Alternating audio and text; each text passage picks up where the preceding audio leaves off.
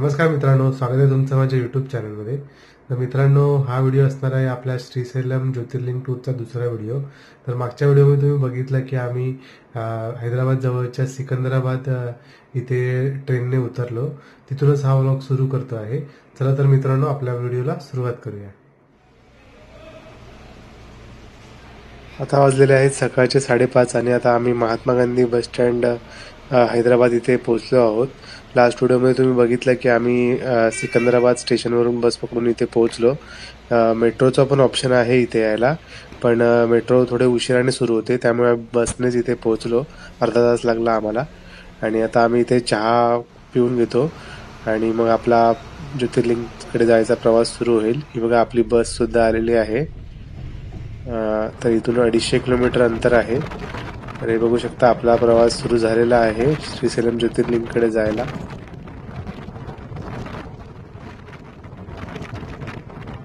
या बसची तिकीट आम्ही इकडे येऊनच घेतली. आम्ही ऑफ सीझन मध्ये इथे आलेलो असल्यामुळे आम्हाला तिकीट लगेच मिळाली. पण तुम्ही ऑनलाईन पण ही तिकीट बुक करू शकता.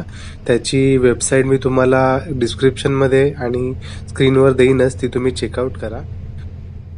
या बसचं भाडं हे हैदराबाद पासून श्रीशैलम पर्यंत 500 रुपये एवढं आहे आणि सीट पण खूप कम्फर्टेबल आहेत. आणि आम्ही सकाळची 6ची बस पकडल्यामुळे आम्हाला गर्दी खूपच कमी मिळाली आणि आमचा प्रवास खूप मस्त झाला.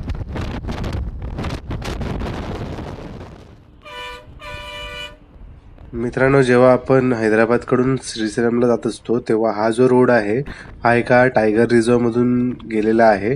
त्यामुळे आपल्याला या रोडवर खूप सारे वन्य प्राणी बघायला मिळतात, जसं की आपल्याला मंकी आणि असे बरेच वेगवेगळे प्राणी जे आहेत जे आपल्याला इझिली इथे बघायला मिळतात. तसंच हा एकदम जंगलचा रस्ता असल्यामुळे इथे सिनरी पण खूप छान दिसते, तर त्याचा पण आपण आनंद घेऊ शकतो.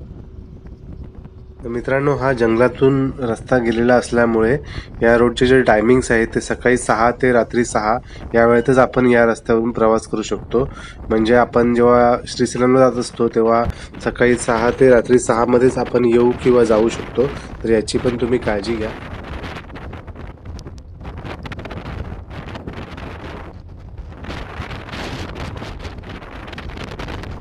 तर आता सकाळचे 10 वाजलेले आहेत आणि आपण आता श्रीशैलम पासून साधारण 2 तास लांब आहोत आणि आता चहा नाश्ता करण्यासाठी ते एक ब्रेक घेतलेला आहे.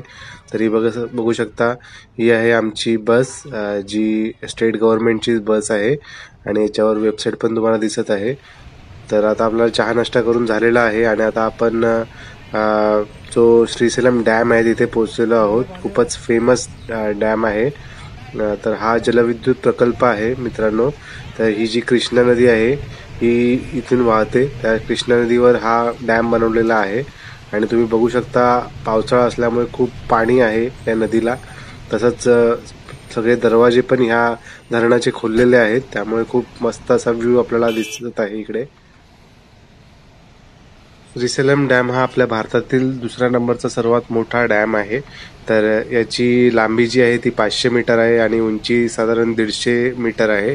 तर खूप मोठा असा डॅम आहे आणि आपल्याला इथे आता खूप मस्त मस्त व्ह्यूज बघायला इथे मिळत आहेत, कारण प्रत्येक जे गाडीवाले पण आहेत ते इथे थांबून फोटोग्राफी आणि व्हिडिओग्राफी करतात. त्यामुळे इथे थोडी ट्रॅफिक पण होते.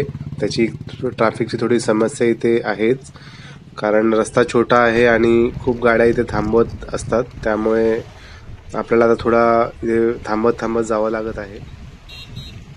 ही बाजूला जी नदी वाहत आहे ही आहे कृष्णा नदी. ही आपल्या महाराष्ट्रातील महाबळेश्वर इथे उगम पावते आणि मग पुढे वाहत वाहत ही बंगालच्या उपसागरात जाऊन मिळते. ही आपल्या देशातील तिसरी सर्वात मोठी नदी आहे. बघू शकता, आता आपण या ब्रिज जवळ पोहोचलेलो आहोत. तर आपण आता ब्रिज क्रॉस करून समोरच्या डोंगरावर जो रोड आहे तिथे आपण आता जाणार आहोत. तर इथून आपल्याला 1 ते 1.5 तास लागेल, मग आपण श्रीशैलमला पोहोचू. मित्रांनो, ही जी कृष्णा नदी आहे ही इकडे एक बॉर्डरचं काम सुद्धा करते.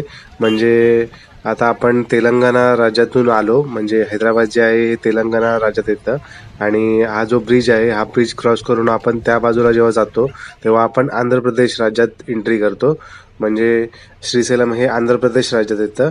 तर त्यामुळे आपण क्रॉस करून आता इकडे आंध्र प्रदेशमध्ये आलेलो आहोत. तर बघू शकता आता हे पाऊस असल्यामुळे या धरणाचे सगळे दरवाजे खोललेले आहेत, त्यामुळे इथे एकदा आपल्याला मस्त व्ह्यू आपल्याला बघायला मिळत आहे. आणि कृष्णा नदीमध्ये तुम्ही इतर वेळी जेव्हा येतात तेव्हा तुम्ही इथे बोटिंग सुद्धा करू शकता. बोटिंगची फॅसिलिटी सुद्धा आहे, पण पावसाळ्यात ही बोटिंग वगैरे बंद असते कारण पाणी खूप जास्त प्रमाणात आलेलं असतं, त्यामुळे तेव्हा बोटिंग नाही होत. पण इथे हे धरण बघण्यासाठी खूप लोक इथे थांबतात आणि येतात सुद्धा. तर तुम्ही पण या गोष्टीचा आनंद घ्या. इथून बघू शकता धरणाचा खूप मस्त व्ह्यू इथून आपल्याला बघायला मिळतो आहे. तर खूप मस्त आपला हा प्रवास झाला. आणि इथून जे मंदिर आहे श्रीशैलम हे 18 किलोमीटर अंतरावर आहे. निसर्गाचा आनंद घेत घेत आता आपण श्रीशैलम इथे पोहोचलेलो आहोत. आणि आता आम्ही इथे एखाद्या हॉटेल किंवा धर्मशाळेत रूम घेऊन फ्रेश होणार आहोत आणि मग लगेचच मंदिरात दर्शनासाठी जाणार आहोत. आता आम्ही हॉटेलमधून फ्रेश होऊन आलेलो आहोत आणि आता देवळात दर्शनासाठी जायला तयार आहोत. तर हा बघू शकता, हा इकडचा मॅप आहे. तर ह्या मॅपद्वारे आपल्याला कळतं आपल्याला आता कुठे जायचं आहे. आणि आम्ही अगदी 500 मीटरवरच रूम घेतलेला आहे, त्यामुळे चालत चालत आता आपण मंदिरात जाऊया. तर हे बघू शकता, आता आपण मंदिराच्या अगदी बाहेर आलेलो आहोत आणि ते आपल्याला आपलं ज्या बॅग सामान वगैरे आहे ते इथेच ठेवावे लागणार आहे आणि मोबाईल सुद्धा इथेच जमा करावे लागणार, त्यामुळे मंदिराच्या आतलं मी तुम्हाला काहीच दाखवू शकणार नाही. आता आम्ही दर्शन घेऊन बाहेर आलेलो आहोत आणि खूप छान दर्शन झालं आमचं. तर या ज्योतिर्लिंगबद्दल माहिती द्यायची झाली तर श्रीशैलम ज्योतिर्लिंगाच्या आतमध्ये इथे 2 मुख्य मंदिर आहेत. एक जे मंदिर आहे ते ज्योतिर्लिंगचं शंकराचं मंदिर आहे आणि दुसरं जे मंदिर आहे ते पार्वती मातेचं मंदिर आहे. आणि इथे पार्वती मातेच्या ब्रह्मरंभा या रूपात पूजलं जातं तिला.